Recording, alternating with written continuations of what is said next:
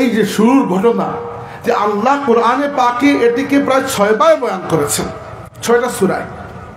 নিশ্চয়ই এর মধ্যে এমন কোন শিক্ষা রয়েছে যেটি আল্লাহ পাক বারবার আমাদেরকে জানাতে চাচ্ছেন। আজকে আদম ইবলিসের কিচ্ছা তো পুরো বলতে পারবো না, কারণ অনেক সময়ের বিষয়, কিন্তু এখান থেকে মূল মৌলিক শিক্ষা আমাদের জীবনে কি সেটি আপনাদেরকে জানাবো ইনশাআল্লাহ। সম্মানিত হাজিরিন, আল্লাহ তাবারাকা ওয়া তাআলা নিজের ব্যাপারে বলেছেন, হুয়াল আউয়ালু ওয়াল আখিরু ওয়াজ যাহিরু ওয়াল বাতিনু ওয়া হুয়া বিকুল্লি শাইইন আলিম। কোরআন শরীফের সবচেয়ে মুশকিল জায়গার মধ্যে এই একটা জায়গা, যেখানে পুরোপুরি তর্জমা করা, পুরোপুরি তাফসীর করা কারো পক্ষে সম্ভব নয় একমাত্র আল্লাহ ছাড়া। কি জন্য? কারণ আল্লাহ কি বলেছেন? হুয়াল আউয়ালু, তিনি প্রথম, আল্লাহ প্রথম, ওয়াল আখিরু, তিনি শেষ। আগে বলুন, যিনি প্রথম তিনি শেষ কিভাবে হবেন?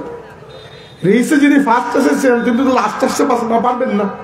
আল্লাহ বলেছেন হুয়াল আউয়ালু ওয়াল আখিরু ওয়াজ যাহিরু ওয়াল বাতিনু, তিনি প্রকাশ্য এবং তিনি গোপন। আমরা ইমাজিন করতে পারি না, যিনি প্রকাশ্য তিনি আবার গোপন কিভাবে হবেন, আর যিনি গোপন তিনি আবার প্রকাশ্য কিভাবে হবেন। কিন্তু আল্লাহর শান, আল্লাহ একই সাথে প্রকাশ্য, একই সাথে গোপন, একই সাথে শুরু, একই সাথে শেষ। কিন্তু আল্লাহ তাবারাকা ওয়া তাআলা আমাদেরকে যতটুকু মেধা দিয়েছেন বুঝার জন্য, আমরা আল্লাহকে বুঝতে পারি না, আল্লাহর সৃষ্টিকে বুঝতে পারি। বুঝতে পেরেছেন? আল্লাহকে বোঝা সম্ভব নয়। এজন্য আবু বকর রাদিয়াল্লাহু আনহু বলেছেন, আল আইজিজু আন দারকিল ইদরাকি ইদরাকুন, আল্লাহকে বুঝতে না পারার নামই আল্লাহকে বুঝতে পারা। যখন আপনি বুঝবেন যে আল্লাহকে তো বোঝা সম্ভব নয়, তখন বুঝতে পারবেন আপনি আল্লাহকে বুঝতে পেরেছেন। আর যে মনে করবে যে আল্লাহকে আমি পুরোপুরি বুঝতে পেরেছি, সম্ভব নয়। তোমার মেধা, তোমার আকল এতটুকু পর্যন্ত যাবে না। এজন্য আমরা কি করি? ঈমান বিল গায়েব আমরা করি, আল্লাযীনা ইউমিনুনা বিল গায়বি। এজন্য আমরা বিশ্বাস করি আল্লাহ আমাদের স্রষ্টা, আল্লাহ আমাদের একমাত্র মাবুদ। কিন্তু আল্লাহকে কি রকম, দেখতে কি, এরকম কোন তর্কে আমরা যাই না, এই বলে শয়তানি ফিতনা। কিন্তু আমরা কি বুঝি? আমরা আল্লাহর সৃষ্টিকে বুঝি। আল্লাহ রাব্বুল আলামিন এই দুনিয়া বানিয়েছেন, এই মহাবিশ্ব বানিয়েছেন, অনেক প্রাণীকুল বানিয়েছেন। আর এই প্রাণীকুলের মধ্যে সর্বশ্রেষ্ঠ মর্যাদা আল্লাহ দান করেছেন মানব জাতিকে। আর মানব জাতির সূচনা হয়েছে আমাদের আদি পিতা আদম আলাইহিস সালামের মাধ্যমে। আল্লাহ রাব্বুল আলামিনের প্রথম সৃষ্টি আদম নয়, আদমের আগেও আল্লাহ অনেক কিছু সৃষ্টি করেছেন। আদম প্রথম মানুষ, বুঝতে পেরেছেন? আদমের আগেও আল্লাহ জিন সৃষ্টি করেছেন। আল্লাহ বলেছেন ওয়াল জান্না খালাকনাহু মিন ক্বাবলু মিন নারিস সামুম, মানুষের আগে আমি আগুনের লেলিহান শিখা দিয়ে জিন সৃষ্টি করেছি। ফেরেশতাদেরকে আল্লাহ আমাদের আগে সৃষ্টি করেছেন, তাই না? তো মানুষের মধ্যে প্রথম মানুষকে আদম আলাইহিস সালাম। এমনিতে আল্লাহর সৃষ্টি আরো বহু প্রাচীন। তো মানুষকে দুনিয়াতে পাঠানোর আগে আল্লাহ রাব্বুল আলামিন জিন জাতিকে দুনিয়াতে পাঠিয়েছেন। হয়তো অন্য কাউকে পাঠিয়েছেন, আমরা সবাইকে চিনি না, কিন্তু জিনদেরকে যে পাঠিয়েছেন এটা আমরা নিশ্চিতভাবে জানি কোরআনের মাধ্যমে। তো জিনরা দুনিয়াতে অনেক ফিতনা ফাসাদ করেছে, আল্লাহ এদেরকে আযাব দিয়েছেন। এরপরে আল্লাহ রাব্বুল আলামিন ফেরেশতাদেরকে জানিয়েছেন ইন্নী জাঈলুন ফিল আরদি খলিফা, হে আমার ফেরেশতারা, দুনিয়াতে এখন আমি এতদিন পাঠিয়েছিলাম শুধু আমার বান্দা, আমার মাখলুক। এখন এমন মাখলুক, এমন বান্দাকে পাঠাবো যারা শুধু বান্দা নয়, যারা আমার খলিফা হয়ে দুনিয়াতে যাবে। এবার ফেরেশতারা তো কখনো এর আগে মানুষ দেখেন নাই, মানুষ তো আল্লাহ বানানি নাই, দেখবেন কোথা থেকে? ফেরেশতারা দেখেছেন কোন জাতিকে? জিন জাতিকে। আর জিন হচ্ছে নাফরমান জাতি। তো ফেরেশতারা কিয়াস করেছেন জিনের উপর, করে আল্লাহর কাছে প্রশ্ন করেছেন যে আতাজালু ফিহা মান ইউফসিদু ফিহা ওয়া ইয়াসফিকুদ দিমা, আল্লাহ আপনি কি এমন একটা মাখলুক বানাবেন যারা দুনিয়াতে গিয়ে ফিতনা করবে, ফাসাদ করবে, একে অন্যের রক্ত ঝরাবে? প্রশ্ন আসলো যে আপনারা বুঝলেন কেমনে আমরা রক্ত ঝরাবো? কারণ ফেরেশতারা এর আগে জিনদেরকে দেখেছেন, ফেরেশতারা মনে করেছেন এরাও তো জিনের মতো কিছু একটা হবে, তো জিনরা খারাপ করেছে এরাও খারাপ করবে। এরপরে ফেরেশতারা একটা যুক্তিও দিয়েছেন যে আল্লাহ তুমি মাখলুকাত সৃষ্টি করো তোমার ইবাদত করার জন্য, তাই না? নাহনু নুসাব্বিহু বিহামদিকা ওয়া নুকদ্দিসু লাক। আল্লাহ আমরা ফেরেশতারা তো তোমার ইবাদত করছি, সব সময় তোমার তাসবিহ তাহলিল করছি, আর দরকার কি? তো আল্লাহ তাদের যুক্তির জবাব দেন নাই, বরং আল্লাহ খুদাই জবাব দিয়েছেন। এমন জবাব দিয়েছে যেটা আল্লাহর শান। আল্লাহ যুক্তির জবাব দেন নাই। আল্লাহ বলেছেন ইন্নী আ'লামু মা লা তা'লামুন, আমি জানি এমন কিছু বিষয় যেগুলো তোমরা জানো না। এটা আল্লাহর জবাব, এটা রবের জবাব, মালিকের জবাব। এটা এই আমি জানি, তোমরা জানো না। আমার উদ্দেশ্য কি আমি জানি, মানব জাতির ভবিষ্যৎ কি হবে আমি জানি। আলিমুল গায়েব কে? আল্লাহ। ফেরেশতারা তো আলিমুল গায়েব নয়, ফেরেশতাদের ইলম আল্লাহর দেওয়া, আর আল্লাহর ইলম আল্লাহর নিজস্ব। তাই আল্লাহ জানেন, আর ফেরেশতারা ততটুকু জানেন যতটুকু আল্লাহ জানিয়েছেন। এবার যখন আদমকে সৃষ্টি করলেন আল্লাহ রাব্বুল আলামিন মাটি দিয়ে, সাথে অন্যান্য এলিমেন্টও ছিল, পানি ছিল, হাওয়া ছিল, কিন্তু মূল বডি স্ট্রাকচার কি দিয়ে? মাটি দিয়ে। সলসালিম মিন হামাইম মাসনুন, আটালো কালো রঙের দুর্গন্ধযুক্ত মাটিকে রোদে পুড়িয়ে শক্ত করার পরে যে স্ট্রাকচার হয়, এইরকম আদমকে সৃষ্টি করলেন। আদমের পুরো বডি কি দিয়ে তৈরি? মূলত মাটি দিয়ে। এই জন্য আমরা লাশকে মাটিতে রাখতে কি বলি? মিনহা খালাকনাকুম, এই মাটি দিয়ে তোমাকে সৃষ্টি করা হয়েছে। কিন্তু আদমের শরীরের মধ্যে এমন একটা অংশ আছে যেটা মাটির বানানো নয়, যেটা নূরের তৈরি। এটা কি? রূহ। এটার নাম রূহ। কারণ রূহ কি আল্লাহ মাটি দিয়ে বানান নাই। আল্লাহ বলেছেন ফাইজা সাওয়াইতুহু ওয়া নাফাখতু ফীহি মির রূহি, যখন আদমকে আমি সূরত দেব, মাটি দিয়ে সূরত দেব, এরপরে আমি আল্লাহ নিজে আদমের মধ্যে আমার পক্ষ থেকে রূহ ফুঁকে দেব। আল্লাহ তাবারাক ওয়া তাআলার পক্ষ থেকে যেটা এসেছে ডিরেক্টলি, এটা কি মাটির তৈরি? এটা নুরানি। এরপরে আল্লাহ কি বলেছেন? এরপরে আল্লাহ তাবারাক ওয়া তাআলা একটা টেস্ট করেছেন, যে আল্লাহ রাব্বুল আলামিন কুরআনুল কারীমে বলেছেন যে আল্লাহর এই পরীক্ষাতে ছিল এরকম, وعلم آدم الأسماء كلها ثم عرضهم على الملائكة فقال أنبئوني بأسماء هؤلاء إن كنتم صادقين। আল্লাহ আদমকে দুনিয়ার तमाम সৃষ্টিকৃত বস্তুর নাম শিক্ষা দিয়েছেন। আমাকে বলুন, ইলমের সূচনা হয় কি দিয়ে? নাম দিয়ে। ভাই আপনার সাথে যখন আমার সাক্ষাৎ হবে, তখন আপনাকে সালাম দেওয়ার পরে প্রথমে জিজ্ঞেস কি করবো? আমি আপনার নাম কি? এরপরে না বন্ধুত্ব, এরপরে না পরিচয়, মালিক ওই বাপকে ইত্যাদি। নামই যদি না জানি, হ্যাঁ, আমি আপনাকে জিজ্ঞেস করলাম যে আমি একটা মোবাইল কিনবো, কোন মোবাইলের মধ্যে কি ধরনের ফাংশন আছে? এখন মোবাইলের ফাংশন বলতে হলে প্রথমে আপনাকে বলতে হবে যে ভাই 2 ধরনের মোবাইল কিনতে পারেন, স্যামসাং অথবা আইফোন। তো নাম জানলেন না, বাদ বাকি ফিচার পরে নামই জানেন না। তো আসল মূল মৌলিক ইলম কি? নাম। আল্লাহ আমাদের বাবা আদমকে তাম দুনিয়ার সবকিছু নাম শিক্ষা দিয়েছেন। এরপরে ফেরেশতাদের সামনে কিছু বস্তু আল্লাহ প্রেজেন্ট করেছেন, করে বলেছেন আম্বিউনি বিআসমাই হাউলা, এগুলোর নাম বলো তো তোমরা। এবার ফেরেশতারা এগুলোর নাম জানেন না, কারণ আল্লাহ তাদেরকে শিখান নাই। বুঝতে পেরেছেন? এরপরে আল্লাহ রাব্বুল আলামিন বলেছেন ইয়া আদামু আম্বিহুম বিআসমাইহিম, হে আদম এগুলোর নাম বলো। আদম আলাইহিস সালাম প্রত্যেকটা বস্তুর নাম ঠিক ঠিক পর্যন্ত বলে দিলেন। এরপরে ফেরেশতারা যখন দেখলেন আদম নাম বলে দিয়েছেন, তখন ফেরেশতারা কোন ধরনের অহংকার, হিংসা, জিদ, যে আমরা পারলাম না আদম পারলো, এটা হিংসা আছে না? কিচ্ছু না। ফেরেশতারা কি করলেন? ফেরেশতারা আল্লাহর কাছে নত হয়ে বললেন যে সুবহানাকা লা ইলমা লানা ইল্লা মা আল্লামতানা ইন্নাকা আনতাল আলিমুল হাকিম। আল্লাহ তুমি পাক পবিত্র। মানে আমরা একটা ধারণা করেছি তোমার জাতে পাক, এই ধারণা থেকে পবিত্র। আল্লাহ তোমার উপর কোনো বদ ধারণা আমরা করছি না, বরং আল্লাহ তুমি আমাদেরকে যা শিক্ষা দিয়েছ আমরা অতটুকুই জানি, যা শিখাও না তা জানি না আমরা। এরপরে আদম আলাইহিস সালামের একটা মর্যাদা প্রতিষ্ঠিত হয়ে গেল। কিসের মর্যাদা বলতে পারবেন? ইলমের মর্যাদা। তাইলে আমি কি বলি? আমি বলি এটা যে আদমকে আল্লাহ দুনিয়াতে পাঠিয়েছেন খলিফা হিসাবে কিসের উপর ভিত্তি করে? আদমের ইবাদত নাকি আদমের ইলমের উপর? জবাব হচ্ছে আদমের ইলমের উপর। কারণ ইবাদত যদি হিসাব করেন, ফেরেশতার চাইতে কি মানুষ বেশি ইবাদত করা সম্ভব? ভাই আপনি চাইলে 24 ঘন্টা ইবাদত করতে পারবেন, মধ্যখানে ঘুমাইতে হবে না, খাইতে হবে না, বাথরুমে যাইতে হবে না, কত নানান যন্ত্রণা। ফেরেশতাদের কি ঘুমাইতে হয়? বাথরুম, খাওয়া, বিয়ে, শাদী, চাকরি, পড়ালেখা কিচ্ছু নাই।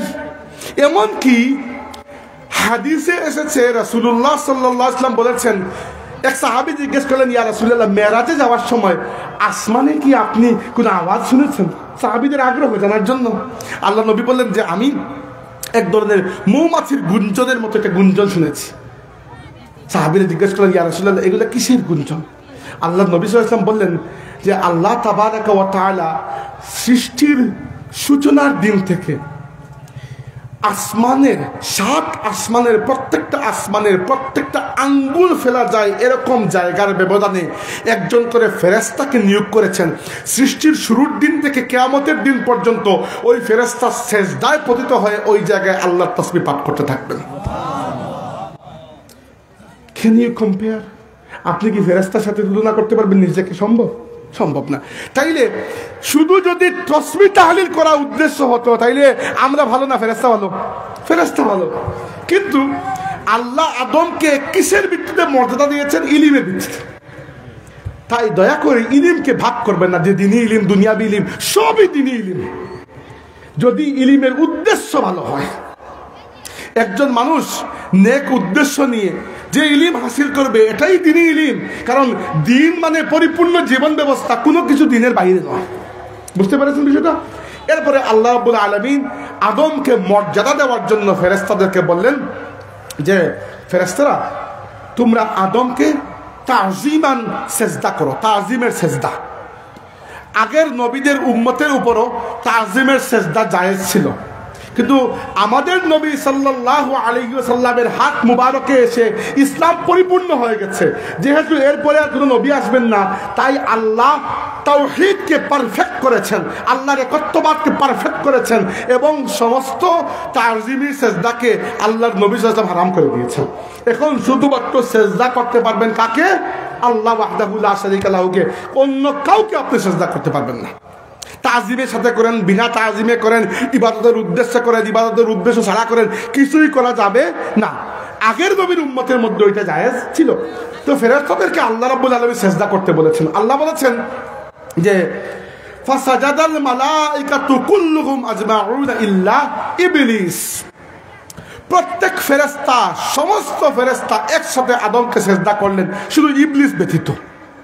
এখান থেকে মানুষের মনে হতে পারে ইবলিস মনে হয় ফেরেশতা। না, কুরআন শরীফের 5টা জায়গায় এই কথা এসেছে।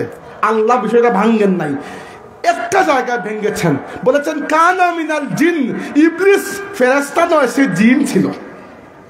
আপনি বলবেন তাহলে ফেরেশতা নয়, তাহলে ফেরেশতাদের কাতারে এসে গেল কেমনি?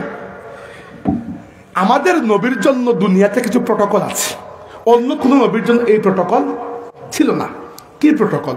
আমাদের নবী যখন দুনিয়াতে এসেছেন, আল্লাহ কুরআন শরীফের ওহী নাজিল হওয়ার বিষয়টিকে সেভ করার জন্য জিনদের আসমানে যাতায়াতের রাস্তাকে বন্ধ করে দিয়েছেন। এর আগ পর্যন্ত জিনরা আসমানে যেতেও পারত, ফেরেশতাদের কথাবার্তা শুনতেও পারত। এবং ইবলিস যে জিন, সে আল্লাহর ইবাদত করতে করতে এমন একটা নিকটে চলে গিয়েছিল, আল্লাহর মায়ার বান্দা হয়ে গিয়েছিল যে সে ফেরেশতাদের কাতারে, ফেরেশতা না হয়েও ফেরেশতাদের কাতারে শামিল হয়ে গিয়েছিল। বুঝতে পেরেছেন বিষয়টা? ওকে, এবার সব ফেরেশতারা যেহেতু সেজদা করলেন, এখানে সবাই ফেরেশতা, হয়তো ইবলিস আর 1-2জন জিন থাকতে পারে, তাহলে আল্লাহ বেশিরভাগের কথা বলেছেন যে বেশিরভাগকে উদ্দেশ্য করে যে ফেরেশতারা সবাই এখানে ছিলেন, সেজদা করেছেন।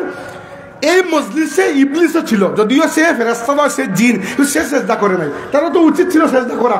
ফেরেশতারা যেহেতু করতেছেন, তুমি কেন করবে না? এরপরে আল্লাহ রাব্বুল আলামিন বললেন অন্য আয়াতে, অন্য সূরা বাকারায় নয়, অন্য সূরা আছে, আল্লাহ জিজ্ঞেস করলেন ইয়া ইবলিসু মা মানাকা আন তাসজুদা ইজ আমারতুক। ইবলিস, আমি যখন তোমাকে বললাম সেজদা করতে আদমকে, সবাইকে নির্দেশ দিয়েছি, কি জন্য করো নাই? সে সেজদা করে নাই, কিন্তু কি জন্য? ইবলিস কি জবাব দিয়েছিল? ইবলিস বলেছিল, ক্বালা আনা খায়রুম মিনহু খালাকতানি মিন নার ওয়া খালাকতাহু মিন তিন। আমি কোন দুঃখে সেজদা করব? আমি আদম থেকে শ্রেষ্ঠ, আমাকে বানিয়েছো আগুন দিয়ে, তাকে বানিয়েছো মাটি দিয়ে। নাউযুবিল্লাহ। এটাকে কি বলে জানেন? অহংকার। আল্লাহর সৃষ্টি জগতের মধ্যে প্রথম অহংকার কে করেছিল? ইবলিস। অহংকার করার সময় মনে রাখবেন যে আমি ইবলিসের টিমে চলে যাচ্ছি, খেয়াল রাখবেন। জাস্ট এতটুকু বলে গেলাম। এবার ইবলিসের এই হিংসা, এই অহংকারের কারণটা কি আসলে বুঝেন? ইবলিসের অহংকারের কারণ হচ্ছে তার হিংসা। কি জন্য? ইবলিস এটা জানতো যে ফেরেশতাদেরকে আল্লাহ তার খলিফা বানাবেন না। এর কারণ কি জানেন? কারণ ফেরেশতাদেরকে আল্লাহ একটা বিশেষ প্রটোকলে সৃষ্টি করেছেন। ফেরেশতাদের গুনাহ করার শক্তি নাই। ফেরেশতারা চাইলেও আল্লাহর নাফরমানি করতে পারবেন না, তারা চাইবেনও না, এই ফাংশনই তাদের মধ্যে নাই। এবার যদি আপনার গুনাহ করার শক্তি না থাকে, তাহলে আপনার জন্য জান্নাত কি আর জাহান্নাম কি? তাই না? তো আপনি তো মাসুম, নিষ্পাপ। আল্লাহ এমন জাতিকে খলিফা বানাবেন যাদের গুনাহ করার শক্তি থাকবে, তবুও আল্লাহর ভয়ে গুনাহ করবে না। এরকম জাতি আছে দুইটা, মানুষ আর জিন। বাকি ইতর প্রাণীর এই সামর্থ্যই নেই, এদের বুঝ কম। তাহলে বুঝদার তিনটা মাখলুক কারা? বুঝদার তিন মাখলুক ফেরেশতা, মানুষ, জিন। আর বাকি গরু, ছাগল, এগুলা বেবুঝ জাতি। এই তিন বুঝদার জাতির মধ্যে ফেরেশতার হিসাব আলাদা, কারণ ফেরেশতা নিষ্পাপ, ফেরেশতা আল্লাহর বিশেষ কাজের জন্য নিয়োজিত। ফেরেশতার মধ্যে গুনাহ করার কোনো মাদ্দাই নেই। ইয়াফআলুনা মা তুমারুন, তারা সেই কাজগুলো করেন যেগুলো তাদেরকে আদেশ করা হয়। আল্লাহর আদেশের এক চুল তারা এদিক ওদিক হন না। কিন্তু মানুষের মধ্যে আর জিনের মধ্যে গুনাহ করার শক্তি আছে কিনা? ইচ্ছা আছে কিনা? আমি চাইলে ফজরের নামাজ বাদ দিতে পারবো কিনা বলেন? আপনি কিছু করতে পারবেন আমাকে? পারবেন না। তো গুনাহ করার শক্তি আছে আমার মধ্যে। That's important. এটা গুরুত্বপূর্ণ বিষয়, খেয়াল রাখবেন। তো ইবলিস চিন্তা করেছিল যে দেখো, ফেরেশতাদেরকে তো আল্লাহ খেলাফত দেবেন না। খেলাফতের ঘোষণা যেহেতু দিয়েছেন, এর আগে জিনদের মধ্যে অন্যান্য জিনরা দুনিয়াতে বড় দুষ্টামি করেছে, আল্লাহ তাদেরকে আযাব দিয়েছেন, এদেরকেও আর খেলাফত দেবেন না। না ফেরেশতাদেরকে দেবেন, না বাকি জিনদেরকে দেবেন। আমি ফেরেশতা নই, আমি জিন, কিন্তু ইবাদত করে করে আল্লাহর এত নিকটে চলে এসেছি, সম্ভবত আল্লাহ মনে হয় আমাকেই খলিফা বানিয়ে দিবেন। এটা তার একটা টার্গেট ছিল, তাই না? যে আমি এমপি হব। এখন যখন দেখলো ইবলিস সে খলিফা হতে পারছে না, এই বিষয়টা তার মনের মধ্যে হিংসার জন্ম দিয়েছে। হিংসা আসলে কার উপর জানেন? আপনি বলবেন আদমের উপর। না না, হিংসা আসলে তার আল্লাহর উপর। কিন্তু আল্লাহর উপরে হিংসা করে সে কিছু করতে পারবে? শক্তি আছে তার, এই জন্য সে আদমের উপরে হিংসা করেছে। অথচ আদমের এখানে কোনো দোষ আছে? আদম আলাইহিস সালাম ইবলিসকে কোনোভাবে কোনো আক্রমণ করেছিলেন না। ইবলিসের আসল জিদ ছিল আল্লাহ রাব্বুল আলামিনের উপর। কিন্তু আল্লাহর উপর জিদ করে তো তুমি করতে তো পারবে না, তোমার তো শক্তি নাই। এই জন্য সে বেছে নিয়েছে কাকে? আদম এবং আদম সন্তানকে। অথচ আদম আলাইহিস সালাম, এই পুরো ঘটনা বললাম, এখানে আদম আলাইহিস সালাম ইবলিসের কোনো ক্ষতি করেছেন? কিছুই তো করেন। তিনি হয়তো জানতেনই না ইবলিস যে কাহিনী ঘটাচ্ছে, হতে পারে, তাই না? হয়তো তিনি পরে জেনেছেন যে ইবলিস এরকম নাফরমানি করেছে। তো যাই হোক, আল্লাহ রাব্বুল আলামিন খুব রাগ করলেন এবং ইবলিসকে বললেন, উখরুজ মিনহা ফাইন্নাকা রাজিম ওয়া ইন্না আলাইকা লানাতা ইলা ইয়াউমিদ্দিন। এই ইবলিস, তুমি আমার জান্নাত থেকে বেরিয়ে যাও। তার জান্নাতে প্রবেশ করার, বের হওয়ার টিকিট ছিল, ভিসা ছিল। আল্লাহ ভিসা ক্যান্সেল করে দিন, বেরিয়ে যাও। ইন্নাকা রাজিম, তুমি হচ্ছ অত্যন্ত বিতাড়িত, বদবখ, মানে আমার রহমত থেকে দূরে চলে গেছো। ওয়া ইন্না আলাইকা লানাতা ইলা ইয়াউমিদ্দিন, কিয়ামতের দিন পর্যন্ত তোমার উপর আমি আল্লাহর লানত বর্ষিত হবে। এবার ইবলিসের মধ্যে ছিল প্রথমে হিংসা, পরে অহংকার। এখন তার মনের মধ্যে আসলো একটা প্রতিশোধ নেওয়ার ইচ্ছা। মানে দুনিয়ার যত বদকারী সবকিছু তার মধ্যে প্রথম থেকেই সেইগুলার কি বলবো, পথ প্রদর্শক। যত গুমরাহি, সব গুমরাহির পথ প্রদর্শককে ইবলিস। এবার ইবলিস চিন্তা করলো যে না, একটা আমি যখন আল্লাহর লানতের মধ্যে পড়ে গেছি, আর আমার জন্য যখন জান্নাত হারাম, আর আমার জন্য তার কোনো চান্স নাই, তাইলে আমি একা কেন ডুববো? তোমাকেও তো নিয়ে ডুবতে হবে, তাই না? এই চিন্তাটা ইবলিসের মধ্যে। আদম আলাইহিস সালামকে আল্লাহ বললেন, ইয়া আদম উসকুন আনতা ওয়া যাওজুকাল জান্নাতা ওয়া কুলা মিনহা রাগাদান হাইসু শি'তুমা ওয়া লা তাকরাবা হাযিহি শাজারাতা ফাতাকুনা মিনাজ জালিমিন। আদম, তুমি আর তোমার স্ত্রী, আদম আলাইহিস সালামের জন্য আল্লাহ রাব্বুল আলামিন তার পাঁজরের হাড় থেকে একজন নারী বানিয়েছিলেন, আমাদের মা হাওয়া আলাইহিস সালাম, এবং দুজনকে শাদী দিয়ে দিয়েছিলেন, এবং এই দুজনকে জান্নাতে থাকার অনুমতি এবং জান্নাতে যা ইচ্ছা করা, যা ইচ্ছা খাওয়ার লাইসেন্স আল্লাহ দিয়ে দিয়েছেন। শুধু একটা কথা বলেছেন, লা তাকরাবা হাযিহি শাজারা, এই একটা গাছ আছে, ওই গাছের পাশে যেও না। কেন যাবেন না? No question. আল্লাহ বলেছেন যাবেন না, মানে যাবেন না। বুঝতে পেরেছেন? এটা গুরুত্বপূর্ণ। আল্লাহ যখন আপনাকে কোনো আদেশ দেন, আল্লাহ ওই আদেশের কারণ আপনাকে জানান কিংবা না জানান, আপনার উপর আদেশ পালন করা ফরজ কিনা? নাকি আপনি আল্লাহকে প্রশ্ন করবেন কেন যাবো না, কোন কারণে যাবো না, দলিল দাও, যুক্তি দাও, বলবেন নাকি? না, এটা বলা যাবে না, এটা মানুষকে বলা যাবে। আল্লাহ রাসূলকে কোনো যুক্তি তালাশ করা যাবে না। আল্লাহ জাস্ট বলেছেন ওই গাছের নিকটে যেও না। আল্লাহর কি ইচ্ছা, কি প্ল্যান আমরা জানি না, আল্লাহ বলেছেন যেও না। অবশ্যই আদম যাবেন না। আদম আল্লাহর নবী, আদম আল্লাহর প্রথম বান্দা, প্রথম সৃষ্টি। আল্লাহ তার কুদরতের হাত দিয়ে আদমকে বানিয়েছেন। এবার ইবলিস কি করলো? সে তো জান্নাতে প্রবেশ করতে পারে না। এবার সে জান্নাতের বাইরে থেকে একটু ষড়যন্ত্র করে। ষড়যন্ত্র আমি লম্বা কাহিনী করছি না, কারণ এত সুযোগ নাই। ষড়যন্ত্র করে করে একবার সে আদম এবং হাওয়াকে কথাবার্তা বলার জন্য রাজি করে ফেলল। এবং সে কি বলল? তাদেরকে বলল যে তোমরা কি জানো আল্লাহ তোমাদেরকে ওই গাছের ফল খেতে কেন নিষেধ করেছেন? কারণ হচ্ছে ওই গাছের ফল খেলে কি হবে, যে ইল্লা আন তাকুনা মালাকাইনি আও তাকুনা মিনাল খালিদিন। এই গাছের ফল যে খায় সে হয়তো ফেরেশতা হয়ে যায়, নয়তো জান্নাতে চিরস্থায়ী বসবাস করে। আল্লাহর ইচ্ছা হতো তোমাকে দুনিয়াতে পাঠিয়ে দেবেন, এই জন্য তোমাকে ফল খাইতে নিষেধ করছে। আদম আলাইহিস সালাম যেভাবেই হোক না কেন, তার ইচ্ছা হয়েছিল যে আচ্ছা আল্লাহর জান্নাতে প্রবেশ করলে কার জানে কার ইচ্ছা জান্নাত ছেড়ে চলে আসবে। যেভাবেই হোক না কেন আল্লাহ বলেছেন ফাআযাল্লাহুমা শাইতানু আনহা। আদম এবং হাওয়াকে ইবলিস একটু ওয়াসওয়াসা দিয়ে আমার আদেশ থেকে দূরে চলে নিয়ে গেল, এবং যেভাবেই হোক বাই মিস্টেক তারা ওই গাছের পাশেও গেলেন, ওই গাছের ফল অবক্ষণ করলেন।